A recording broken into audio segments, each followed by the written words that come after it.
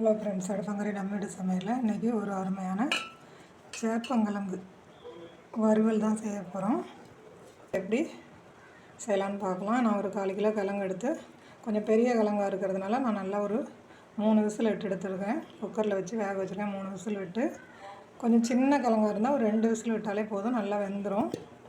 இப்போ இதை உரித்து கட் பண்ணி மசாலா போட்டுக்கலாம். ஒரு 1/2 ஸ்பூன் அளவுக்கு தனி மிளகாத்தூள், கொஞ்சமாக குழம்பு கரைச்சிருக்கு, எல்லாம் கலந்த மசாலா கொஞ்சம், அப்புறம் தேவையான அளவு சால்ட்டு. அவ்வளோதான். இது சிம்பிளான ஒரு வெரைட்டி தான். இது நல்லா பெரட்டியாச்சு. இப்போ இதை வறுத்து எடுத்துக்கலாம். இப்போ ஒரு கடாயை எடுத்து வச்சுட்டு நம்ம அதில் நல்லா ஆயில் சேர்த்துக்கலாம். கிழங்கு அதில் சேர்த்துட்டு நல்லா மொறுமொறுன்னு பொரித்து எடுத்துக்கலாம். இப்போ நம்ம இதை நல்லா ஒன்று போல் எல்லாத்தையும் திருப்பி விட்டுக்கலாம்.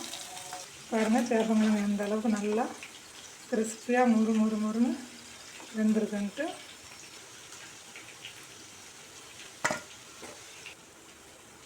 சாம்பார் சாதத்துக்கு, தயிர் சாதத்துக்கு, ரசம் இதெல்லாம் சூப்பராக இருக்கும். நீங்களும் இது மாதிரி செஞ்சு பாருங்கள்.